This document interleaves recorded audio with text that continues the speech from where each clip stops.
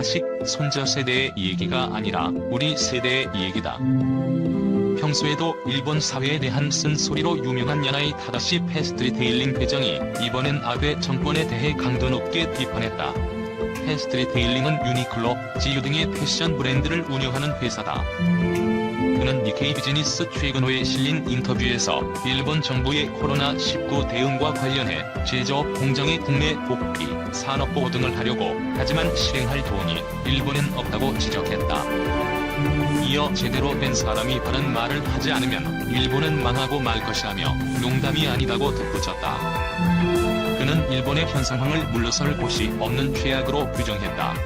야나이 회장은 국제관계만 생각해보면 러시아, 한국, 북한, 중국에 둘러싸여있고 동맹국 미국도 대통령이 저 상태인데 너무 맞춰주고 있다고 비판했다. 아베 정권이 치적으로 내세우는 트럼프 대통령과의 밀월 관계 구축이 일본을 위태롭게 만들 수 있다는 평가다.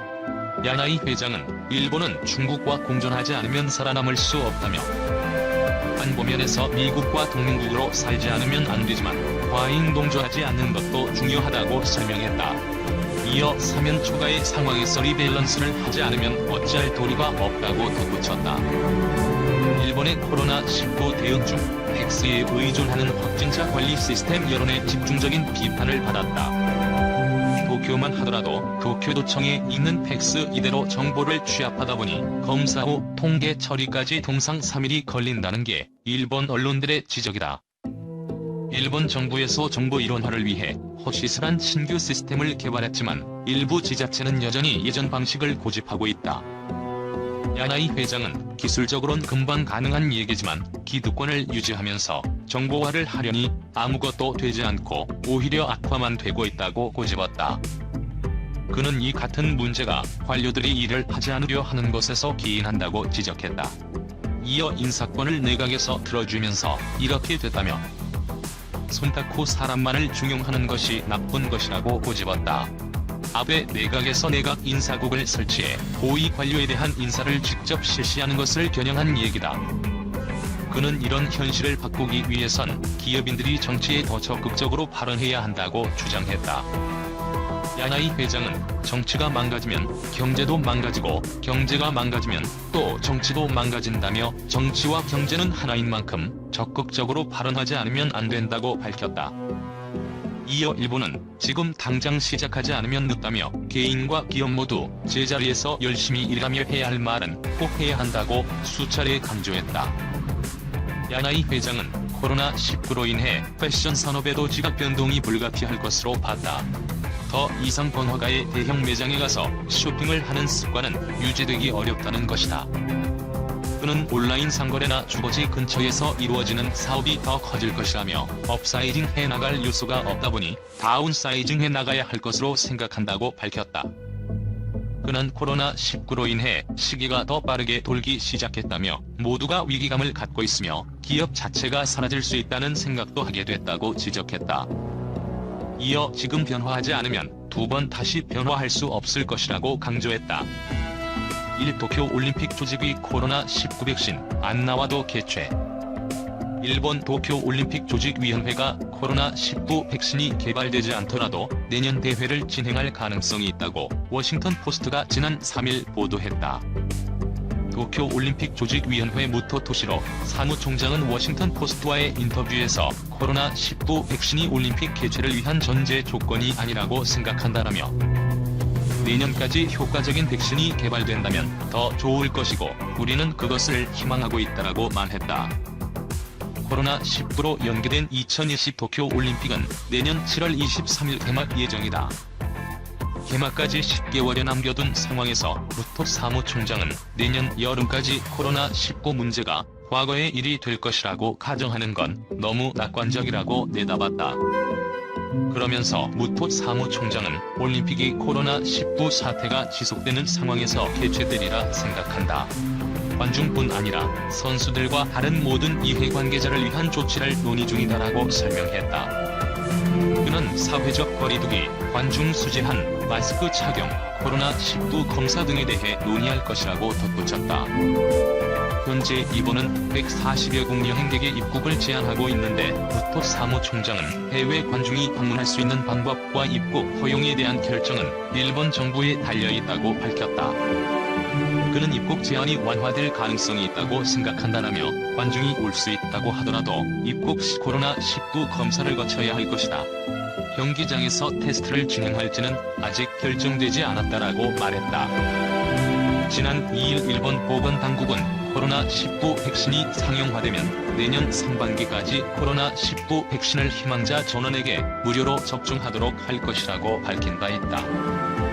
이것이 올림픽과 직결된 내용은 아니지만 워싱턴 포스트는 일본 정부가 올림픽을 우선순위로 보고 국가 부흥을 보여줄 기회로 삼고 있다고 전했다. 포스트 아베 유력스가 일관방 장관, 여론 지지율 4위에서 1위로 급상승. 아베 신조 일본 총리에 이어 차기 총리로 선출될 가능성이 매우 유력한 스가 요시히데 관방장관이 여론조사에서도 지지율 1위로 올라선 것으로 조사됐다.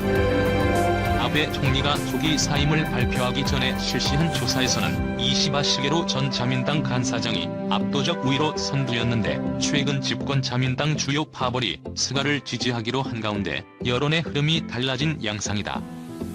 아사히 신문이 2에서 3일 일본 유권자를 상대로 실시한 전화 여론조사에서 차기 총리로 적합한 인물이 누구냐는 물음에 응답자의 스가 관방장관을 택한 이들이 38%로 가장 많았다.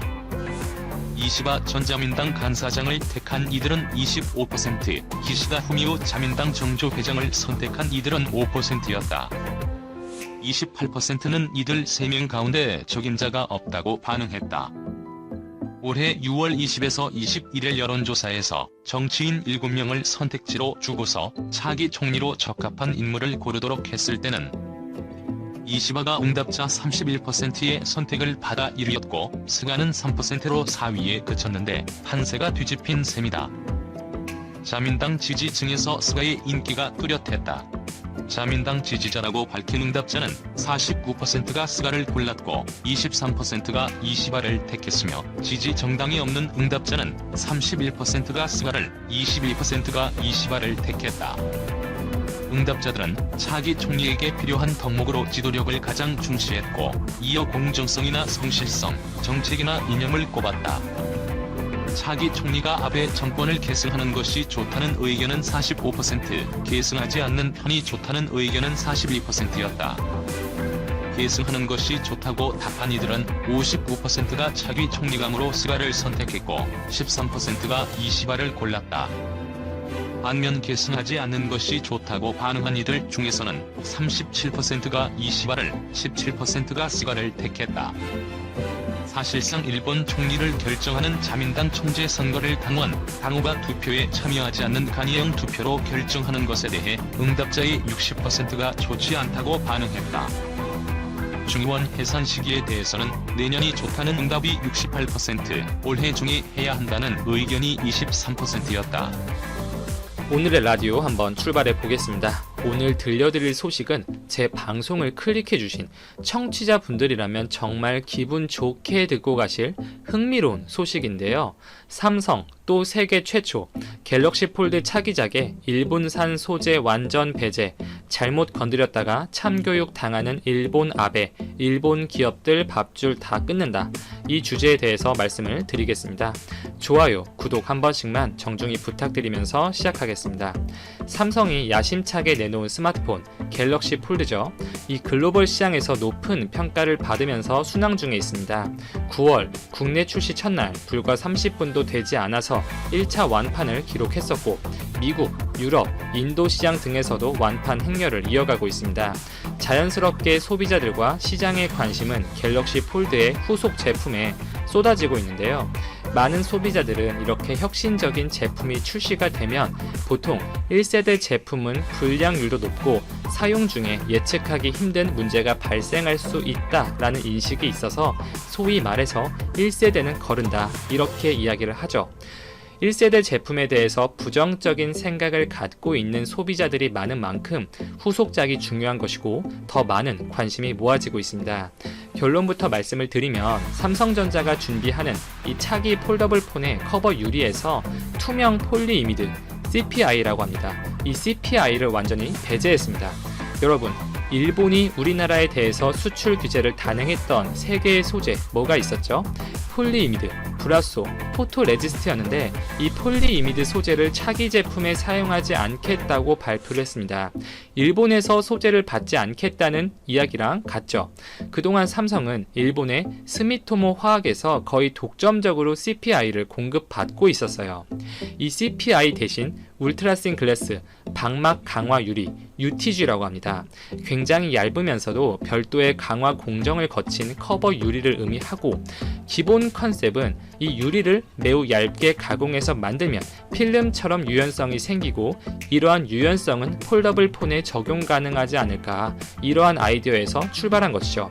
이렇게 UTG가 기존의 CPI, 간단히 말하면 플라스틱이죠. 이 UTG가 언젠가 이 CPI를 대체하지 않을까, 그렇게 많은 기대를 모으고 있었어요. 삼성은 갤럭시 폴드의 차기작에 세계 최초로 이 UTG를 채택했습니다.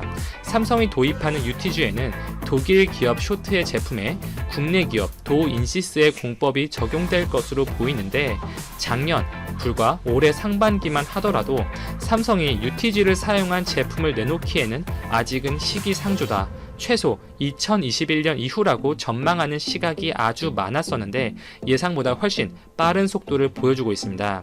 자, 갤럭시 폴드의 차기작은 이 클램쉘 디자인이 적용될 것으로 보이는데, 이 클램쉘, 저도 처음 듣는 용어여서 처음에는 생소했습니다. 조개 껍질 형태라고 보시면 되는데, 이 갤럭시 폴드와는 조금 다른 디자인 컨셉이에요. 이 갤럭시 폴드의 경우에는 이렇게 외관만 보면 수첩하고 비슷하잖아요. 그 디스플레이가 세로축, Y축으로 제품이 덮어집니다. 제품을 펼쳤을 때 마치 수첩을 펴는 것처럼 액정의 면적이 넓어지는, 즉 제품을 사용하는 순간 그 시점에 초점을 맞춘 것이라면, 이 클램쉘 디자인의 폴더블 폰은 즉 가로축, X축으로 제품이 덮입니다. 위아래로 액정이 구부러지는 것이죠. 여성분들 사용하시는 파운데이션 팩트, 쿠션 팩트, 이거 연상시키시면 되는데, 필요할 때는 덮개를 열어서 파우더를 바르고, 그렇지 않을 때는 이렇게 위아래 반으로 접어서 주머니나 가방에 이렇게 보관을 하시는 것처럼 이 제품의 휴대성 측면에 초점을 맞춘 디자인입니다. 이 클램쉘, 새로운 디자인의 액정에 적용되는 UTG, 이것을 보면 일단 기존 CPI와의 차이점에 대해서 우리는 주목을 해야겠죠. 현재까지 폴더블 폰은 CPI 아니면 대안이 없는 상황이었어요. 자, 간단히 생각을 해보면 이렇게 폴더블 폰이라면 이렇게 디스플레이를 접었다 폈다 해야 되는데, 여기에 두꺼운 유리를 쓰게 되면 유리끼리 부딪히면서 손상을 받을 우려가 크죠. 폴더블 폰의 디스플레이에 요구되는 사항은 크게 3가지입니다. 투명성, 굴곡성, 내구성, 이 정도로 간단히 정리를 할 수가 있는데, 이 3가지 부분을 모두 일정 수준 만족시키는 소재, CPI였죠. 그런 면에서 CPI가 널리 활용이 되었던 것이고, 이 일본 스미토모 화학이 이 글로벌 시장에서 가장 기술력이 높고 삼성전자에 거의 독점적으로 제품을 공급하고 있었습니다. 우리나라 업체들도 있었는데 코오롱 인더스트리나 SKC가 있겠죠. 이미 CPI 시장의 확대, 이 확장 가능성에 베팅을 하고 있고 공장 짓고 지금 캐파 늘리고 있습니다. CPI의 단점이라면 일단 플라스틱 소재이다 보니 스크래치나 찍힘 등에 굉장히 취약해요. 그리고 고급감이 떨어진다는 부분이 분명 있습니다. 이러한 부분들을 보완하고자 나온 것이 UTG인데, 이 기본적으로 유리 소재이다 보니까 아무래도 고급적인 느낌, 신미감에서는 훨씬 우월하죠. 그리고 기존 폴리이미드 소재에 비해서 전반적인 강도가 높고 이 스크래치에 강하다는 장점이 있기 때문에 UTG가 차세대 소재로서 큰 주목을 받고 있고, 많은 세계의 기업들이 UTG 개발에 힘을 쏟고 있는 것입니다. 그렇다고 당장 CPI를 UTG가 완전히 대체할 수 있느냐? 또 그렇게는 보기 어렵죠. 이 기본적으로 제품 단가가 UTG 쪽이 훨씬 높은 편이고, 아직은 기술을 발전시키고 다듬는 시기이다 보니까 이 제품 제조 과정에서 수율도 훨씬 낮아요. 그리고 폴더블 폰이 이 인폴딩 방식이냐 아웃폴딩 방식이냐, 이렇게 다양한 형태로 계속해서 제품이 디벨롭 될 텐데, 궁극적으로는 인앤아웃 폴딩으로 가겠죠. 이렇게 인폴딩, 아웃폴딩 이렇게 디스플레이가 접히는 방향에 따라서 분명 장단점이 있습니다. 뭐 기본적으로 인폴딩이 이 높은 기술력을 요구를 하는 것이 맞아요. 화면을 외부 충격에서 보호할 수 있다는 큰 장점이 있지만 뭐 제조 원가가 높고 소비 전력이 높아진다는 단점은 분명하고, 또 결정적으로 기기 두께를 얇게 만들기가 어렵습니다. 아웃폴딩은 기기의 두께를 얇게 만드는데 용이하고 제조 원가가 상대적으로 저렴하고, 이러한 부분들에서 장점은 있지만 치명적인 단점이 있죠. 액정이 밖으로 휘어지는 구조다 보니까 외부 충격에 취약합니다. 삼성전자와 삼성 디스플레이에서 이 차기작에 UTG를 적용하기 위해서 여러 국내외 기업들 제품들을 테스트를 해왔어요. 그러다가 이제 결국 쇼트와 도우 인시스의 UTG가 낙점이 된 건데, 이미 많은 유수의 기업들이 UTG 개발에 힘을 쏟고 있죠. 삼성뿐만 아니라 코닝, 애플의 고릴라 글래스로 유명하죠. 이 코닝은 현재 곡률 반경 OR 75 마이크로미터 이하 두께의 UTG 제품 개발을 진행 중에 있고, 이미 애플의 투자를 받고 있습니다.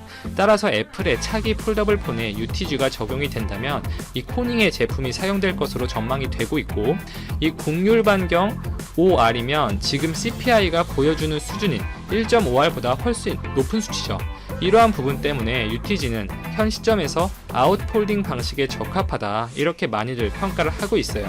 UTG가 얼마만큼 그 기술력을 끌어올릴 수 있을지 주목을 해볼 필요가 있겠고, 이 UTG를 개발하는 국내 업체들에 대해서